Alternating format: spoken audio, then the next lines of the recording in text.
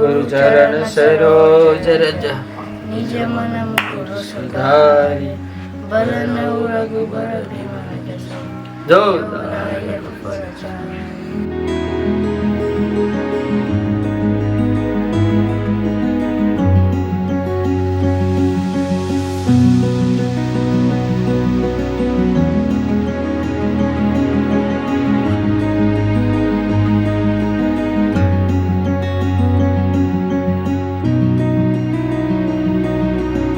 तो हर प्रश्न का समाधान मेरा हनुमान है और हर दर्द की दवा मेरा हनुमान है।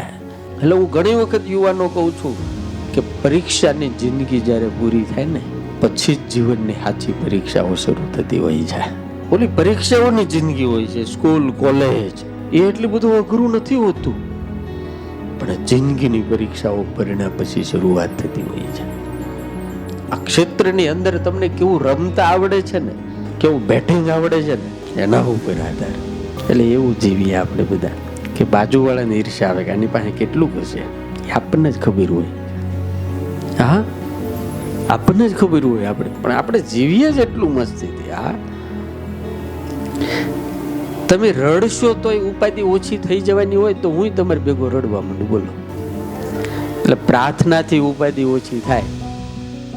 અમારા આંગણે હેલિફેક્સમાં પરમ પૂજ્ય સ્વામી શ્રી હરિપ્રકાશ સ્વામી આવ્યા હતા અને બીજા પણ સંતો મહંતો આવ્યા હતા અને અમે અહીંયા એમનું પ્રવચન સાંભળ્યું.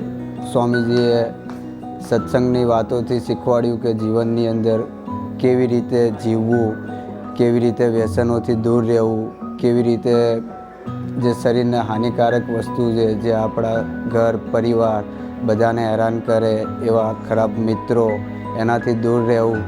અને હેલિફેક્સની અંદર જે સત્સંગ અને જે સભાઓ થાય છે અને જે અમુક વ્યક્તિઓને ખ્યાલ પણ નહીં હોય, ભલે ઇન્ડિયાની છે પણ એના સંતાનોને ખુદ નહીં ખ્યાલ હોય કે આપણી પરંપરા શું છે, આપણી સંસ્કૃતિ શું છે, આપણો ધર્મ શું છે, એને બધાને માર્ગદર્શન પૂરું આપતા જે આપણા સંતો સારંગપુરના આવ્યા છે કષ્ટભંજન દેવ મંદિરેથી, એ બધાનો મારા દિલ તરફથી ખૂબ ખૂબ આભાર. मेरे को यहाँ पे आके भक्ति में बहुत आनंद आया. इसलिए आनंद आया क्योंकि मैं गुजराती नहीं हूँ, मगर मैं बैठ के सुना, समझा, मेरे को हर चीज़ समझ में आई जो महाराज बताए. जीने के लिए और आपकी कोई भी कष्ट है, आपका दुख है, वो सबका हरण करने वाले हनुमान जी.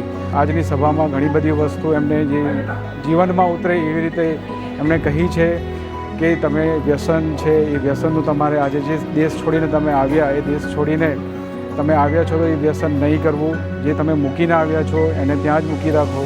અને બીજી વાત સ્વામી એવી કરી કે આપણે આ દેશની અંદર આવ્યા છે તો આપણે આ દેશનું બધું અનુકરણ કરી રહ્યા છે, પણ આપણા દેશનું અને આપણી જે સંસ્કૃતિ, આપણો જે ધર્મ, એને અહીંયા આ દેશની અંદર પણ જાળવી રાખવો, એની માટે ખૂબ જ સારી પ્રેરણા આપી છે. और आज का इवेंट जो था वो बहुत ही अच्छा था. सत्संग बहुत अच्छा था, प्रवचन बहुत अच्छा था, प्रवचन किया गया वो बहुत अच्छा था.